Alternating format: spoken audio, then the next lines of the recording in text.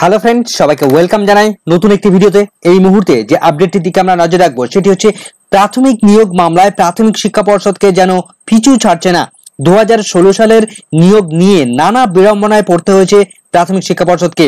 এবার 2022 নিয়োগ প্রক্রিয়াতে 11,700 নিয়োগের যে প্রসেস করেছিল প্রাথমিক শিক্ষা পর্ষদ, সেটা নিয়ে বিপাকে পড়তে চলেছে। 9,533 নিয়োগ নিয়ে এবার হাইকোর্টে মামলা হলো।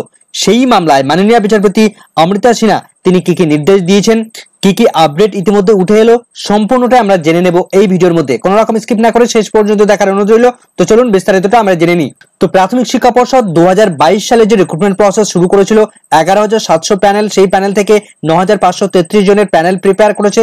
সেই প্যানেলে প্রাথমিক শিক্ষা পর্ষদ তারা ভুল করেছে এমন দাবিতে পিটিশনার যিনি রয়েছেন তার বিরুদ্ধে অন্যায় করেছেন প্রাথমিক শিক্ষা পর্ষদ এখানে ভুল করেছে এই দাবিতে তিনি মামলা করেছেন এবং সেই মামলায় মাননীয় বিচারপতি অমৃতা সিনহা তিনি বিস্তারিত শুনানি করিয়েছেন এবং তার আপডেট আমরা জানছি। তো পিটিশনারদের দাবি মতো এদিন এই যে পর্ষদের ভুল, সেই ভুলের ব্যাখ্যা জানতে চাইলো প্রাথমিক শিক্ষা পর্ষদের কাছ থেকে।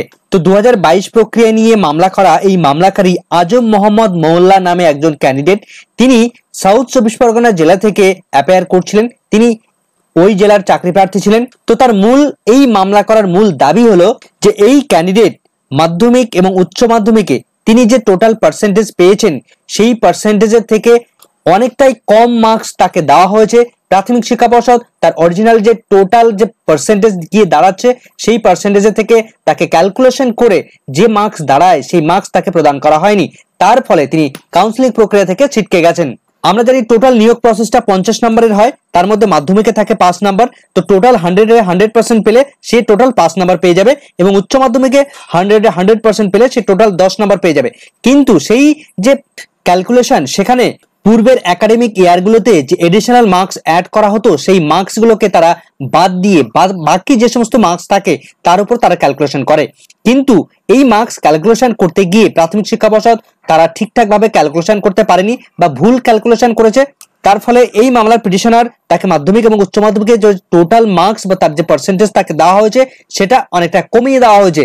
তার ফলে এই মামলার পিটিশনার তিনি যে কাউন্সিলিং প্রক্রিয়া থেকে সম্পূর্ণভাবে ছিটকে বাইরে চলে গেছেন।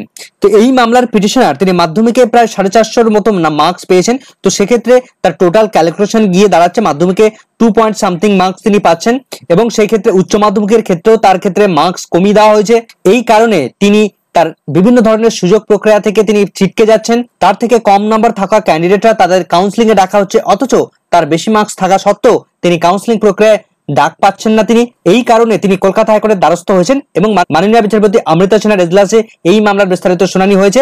তো বেশ কিছুটা দীর্ঘায়িত শুনানি করানোর পর মাননীয় বিচারপতি তিনি সিদ্ধান্ত নিয়েছেন বা তিনি অর্ডার দিয়েছেন যে এই পিটিশনারের অ্যাকচুয়াল মার্কস কত বা তাকে কত দেওয়া হয়েছে এবং কেন দেওয়া হয়েছে বা তার ক্যালকুলেশনই বা কিভাবে দেওয়া হয়েছে, ডিটেলসটা প্রাথমিক শিক্ষা পর্ষদ এবং রাজ্য সরকারের কাছ থেকে হলফনামা আকারে জানতে চেয়েছে মাননীয় বিচারপতি। তো উভয় পক্ষ থেকে অর্থাৎ প্রাথমিক শিক্ষা পর্ষদ এবং রাজ্যের পক্ষ থেকে দুটো হলফনামা দিয়ে তাদেরকে জানাতে হবে এই ক্যান্ডিডেটকে নিয়ে তাদের বর্তমান অবস্থানটা কি এবং কেনই বা তাকে কম মার্কস দেওয়া হয়েছে বা সত্যি কি তাকে কম মার্কস দেওয়া হয়েছে, তার বিস্তারিত অ্যানালাইসিস বা বিস্তারিত ব্যাখ্যা পর্ষদকে দিতে হবে। তো তাদের অবস্থান জানাতে বলেছে যে এই ভুলটা তার অবস্থানটা কি, এই ভুলটা তারা কি অবস্থায় দেখছে, এ সম্পর্কে তারা কি ভাবছে, এই সংক্রান্ত বিষয় নিয়ে আগামী 8ই আগস্টের মধ্যে সমস্ত রিপোর্ট কলকাতা হাইকোর্টে সাবমিট করার নির্দেশ তিনি দিয়েছেন।